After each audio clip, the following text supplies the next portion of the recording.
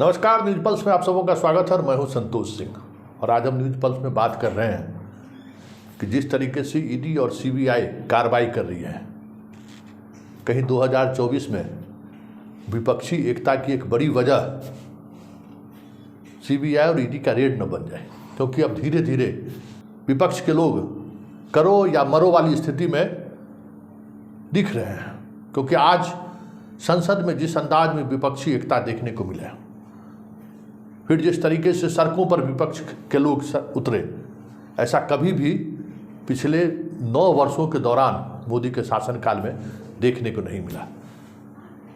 ममता बनर्जी को छोड़ के तमाम पार्टी के सांसद विपक्षी एकता के इस मुहिम में साथ दिखे। हालांकि बहाना वहां राहुल पर हमला को लेकर भी था, तो कांग्रेस नेतृत्व करता दिखा। वहीं बिहार में तेजस्वी आज जिस तेवर में दिखे हैं, वो तेवर कहीं न कहीं दिखा रहा है कि 2024 की पटकथा बिहार से ही लिखनी शुरू हो जाए तो कोई बड़ी बात नहीं होगी। तो जरा पहले आप सुनिए खड़गे साहब क्या कह रहे हैं राहुल गांधी के बयान पर, जिस तरीके से बीजेपी ने बबेला मचा है और उसके बाद जिस अंदाज में सड़क पर उतरी है कांग्रेस विपक्ष की नेताओं के साथ, उनका अंदाज क्या है जरा आप भी सुनिए। बाजू में कौन खड़ा है? कभी किसी ने सोचा था क्या आप नेता संजय सिंह भी खड़े हो सकते हैं कांग्रेस के साथ? जरा सुनिए क्या कह रहे हैं। और ये लोग डेमोक्रेसी की बात करते हैं, ये लोग देशभक्ति की बात करते हैं और ये लोग देश के मान सम्मान की बात करते हैं। तो मैं पूछना चाहता हूँ मोदी साहब, मैं आपको 4 उदाहरण देता हूँ, ऐसे तो बहुत है। आपने जो चाइना गया, शंघाई में क्या कहा, मैं यही शब्द आपके सामने रखूंगा ताकि मोड़ तोड़ के बोल रहे हैं ऐसा नहीं होना कि earlier you felt ashamed of being born in India.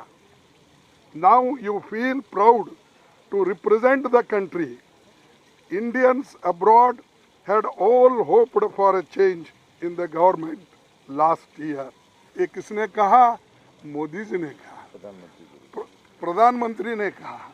और प्रधानमंत्री ये कहते हैं देश की मर्यादा चले गई। अगर डेमोक्रेसी और कॉन्स्टिट्यूशन पे अगर बात करते हैं किसी कॉलेज में, किसी सेमिनार में, तो आप उनको टोकते हैं और हम देशद्रोही बनते हैं। ये देशभक्त वहाँ जाकर ये बात उन्होंने कही। फिर उसके बाद साउथ कोरिया में उन्होंने क्या कहा? साउथ कोरिया में भी यही कहा, earlier people would lament, they would ask what sin they have committed to have been born in India. A businessman wanted to leave the country for better opportunities abroad, but these people are now saying that they will come back even if their incomes are lower than in other. यानी 70 साल में जो कुछ इस देश में हुआ, या जो इंडस्ट्रियलिस्ट बढ़े, जो इन्वेस्टमेंट हुआ, उसकी उन्होंने ऐसा कंडम किया कि उस वक्त के बिजनेसमैन बेकार थे, उस वक्त के लोग बेकार थे, उस वक्त के लोगों को कोई इज्जत नहीं थी, सिर्फ इन्होंने आने के बाद ही इज्जत बढ़ा दी। ये उन्होंने इसमें कहा। फिर उन्होंने और एक बात कही कनाडा में। उन्होंने वहाँ क्या कहा? देखिए, उन्होंने ये कहा कि जिनको गंदगी करनी थी वो गंदगी करके चले गए, पर हम सफाई करेंगे। और दूसरी बात भी कहे, मैं ज़्यादा नहीं कुछ बोल।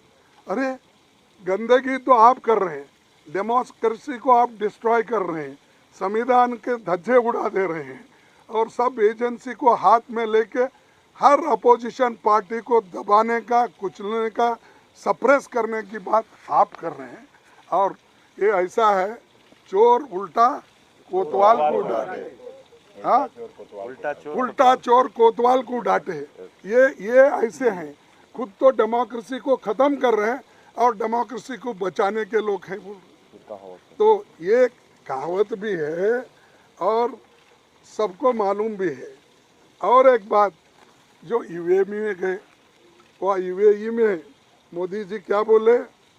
देखो, पहले की गवर्नमेंट लेथार्जी थी और वो काम नहीं कर सके, तो हम और प्रायोरिटी बेसिस पे, यानी और भी बहुत से हैं जो अभी परसों कल कर्नाटक में कुछ वो दूसरे जगह में, जो इंसान, जो व्यक्ति इस देश का प्रथम नागरिक है या प्राइम मिनिस्टर है, अगर वो जाके बाहर ये सब बातें बोल सकते हैं, अगर राहुल जी जाकर वहाँ पर सेमिनार में, डिबेट में अगर बात कहे तो अपराध हो जाता है। तो ये दिल्ली की आवाज़ है। अब हम आपको बिहार की आवाज़ सुनाते हैं। सदन के अंदर भाई वीरेंद्र की ईडी और सीबीआई का प्रवेश निषेध होना चाहिए बिहार में भी, और इसको लेकर जबरदस्त हंगामा हुआ और अंदाज भी कमोबेश उसी तरीके का था, और सारा सत्ता पक्ष यहाँ महागठबंधन उस फैसले के साथ। तो जरा देखिए किस अंदाज में बात रख रहे हैं। जिस तरह से केंद्र सरकार ईडी और सीबीआई का दुरुपयोग कर रही है, जिस तरह से बंगाल सहित कई राज्यों में कानून बना है कि बिना राज्य सरकार के सहमति से ईडी और सीबीआई का छापा नहीं पड़े, बिहार सरकार भी इस पर कानून लाए, ये प्रश्नकाल हो रहे हैं। तो आपने सुना कि भाई वीरेंद्र क्या कर रहे हैं, और अब भाई वीरेंद्र से आगे बढ़िए और देखिए तेजस्वी का तेवर, अंदाज और आक्रामकता। पहली बार तेजस्वी के बॉडी लैंग्वेज में भी और शब्दों के चयन में भी इस तरह की आक्रामकता देखने को मिली है, और उन्होंने जिस अंदाज में बीजेपी पर हमला बोला है, लग रहा है कि बिहार में ही एक अलग तरह की बिसात, राजनीति की बिसात बिछनी शुरू हो जाए चंद महीने में ही, तो कोई बड़ी बात नहीं होगी। क्योंकि नीतीश जिस अंदाज में तेजस्वी के साथ खड़े दिखे हैं, और दिल्ली से लौटने के बाद तेजस्वी जिस मिजाज में मोदी को जवाब दिया है, खेला होवे। जरा सुनिए तेजस्वी किस अंदाज में अपनी बात रख रहे हैं। पंचनामा दिखाओ, नहीं तो हम दिखा दें। बदनाम करने की राजनीति हद होती है। यानी बीजेपी ने हार स्वीकार कर लिया, तेजस्वी से लड़ने की औकात और भाजपाइयों और आरएसएस को एकदम नहीं है। हाथ खड़े कर दिए, सरेंडर कर दिया, भाग खड़े हो गए।